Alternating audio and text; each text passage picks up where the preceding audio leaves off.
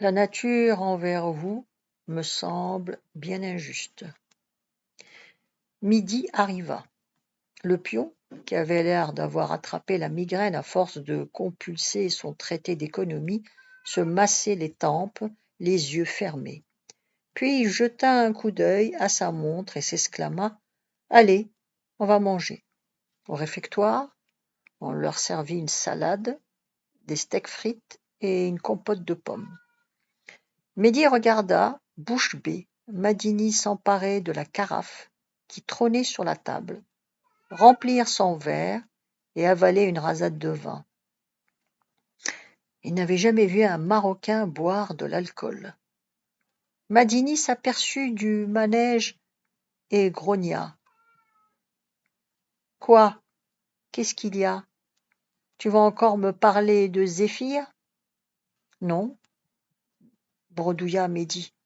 « Alors qu'est-ce que t'as à me regarder? » L'enfant hésita. « Ben, vous buvez du vin?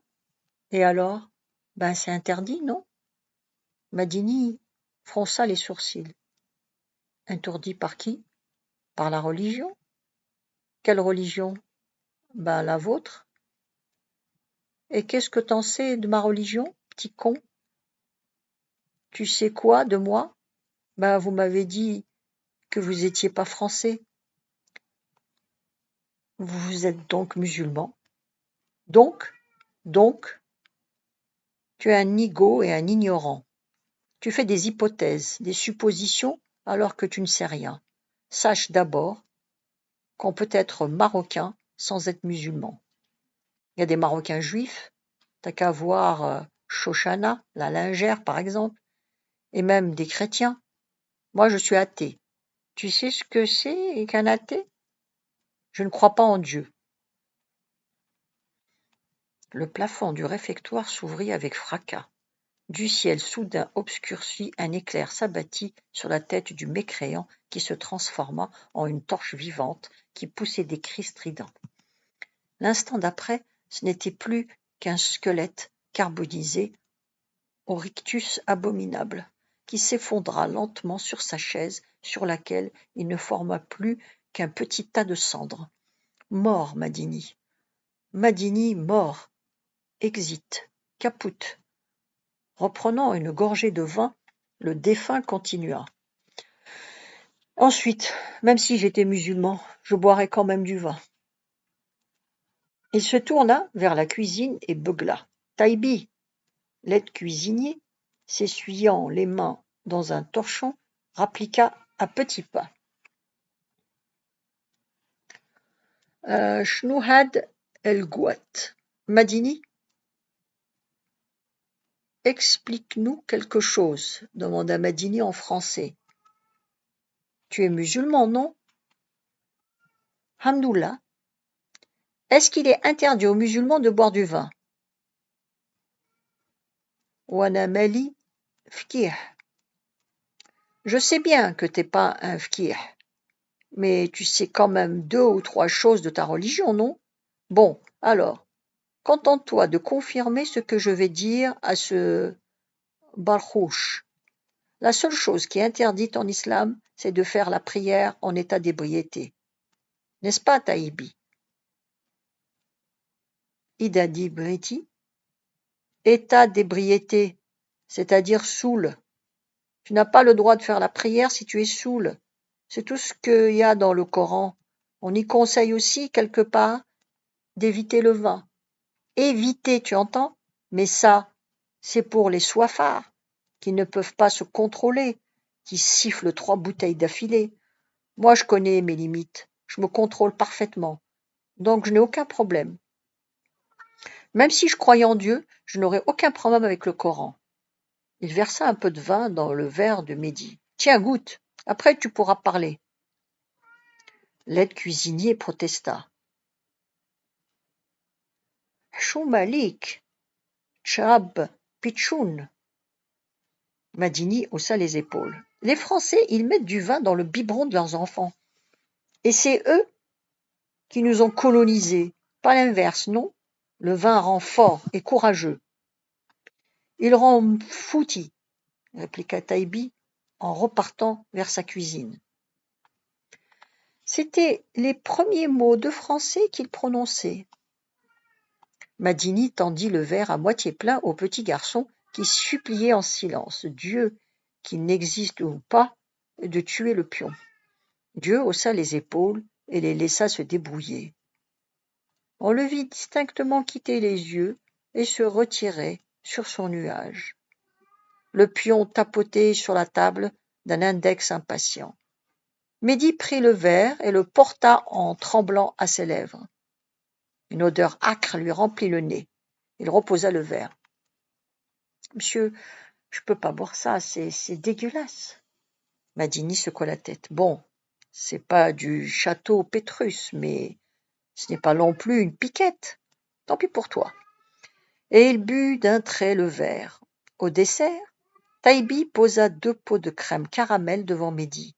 Celui-ci crut à une erreur et leva les yeux vers l'aide cuisinier qui sourit et cligna des yeux. Il posa l'index de sa main droite sur ses lèvres et mima le mot « chut ». Madini ne s'était plutôt rendu compte de rien. Après le déjeuner, Mehdi alla s'asseoir sur son banc favori et se remit à lire la fable de La Fontaine. Il était résolu à l'apprendre par cœur, même s'il n'y comprenait pas tout. Comme il disait ces mots, du bout de l'horizon accourt une furie, le plus terrible des enfants, que le nord eût porté jusque-là dans ses flancs.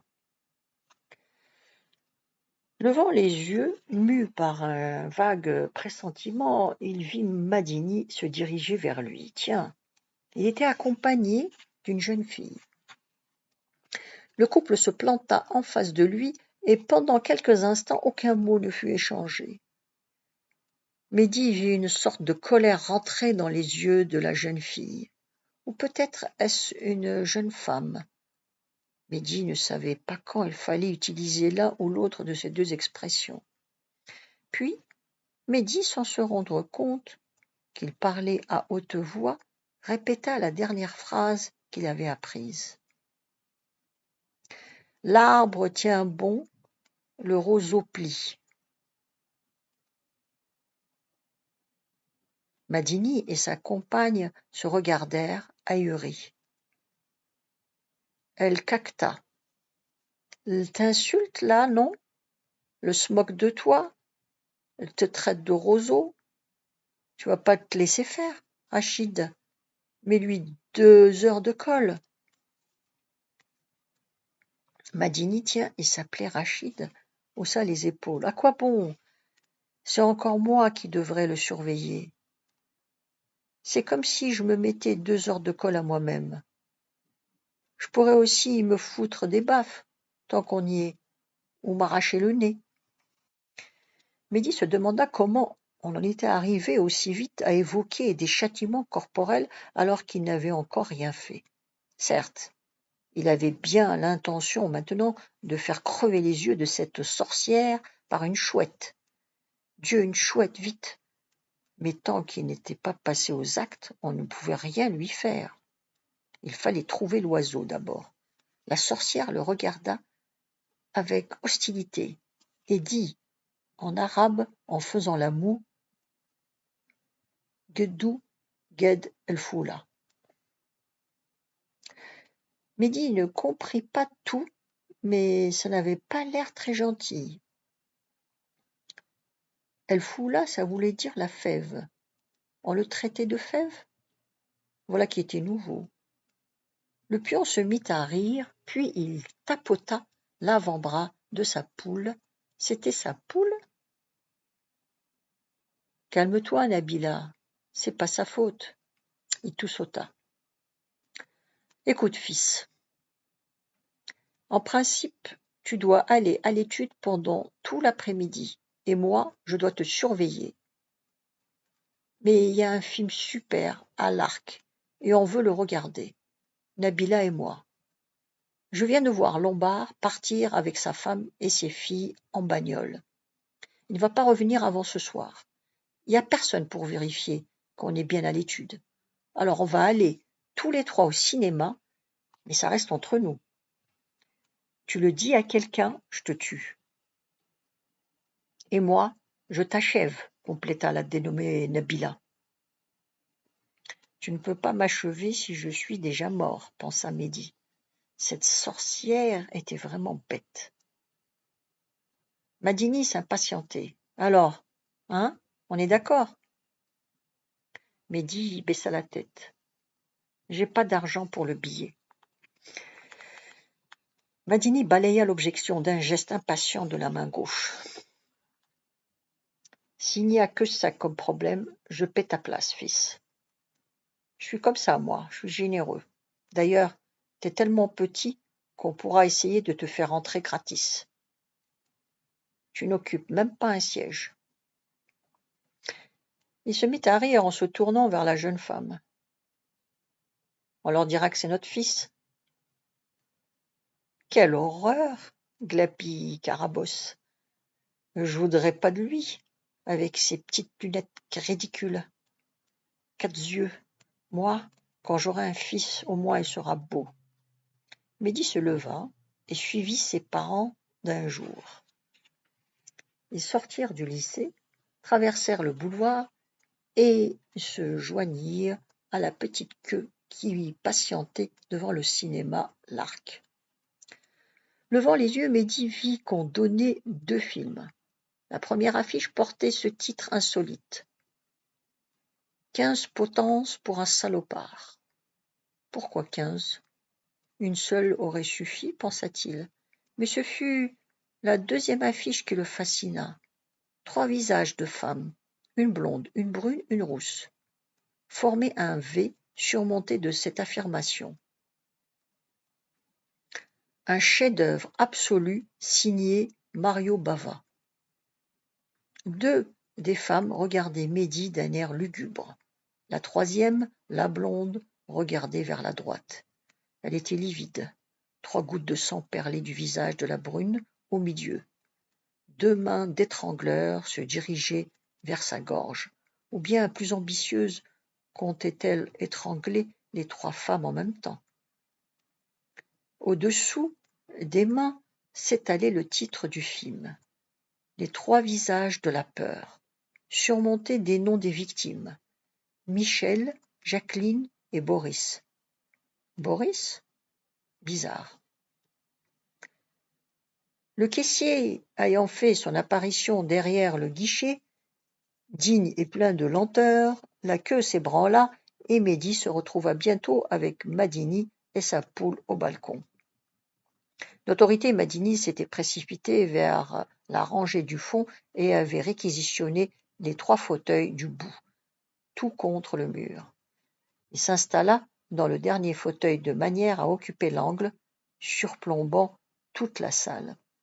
Celle qu'il nommait Nabila s'assit dans le fauteuil d'à côté en gloussant et Mehdi prit le 3e.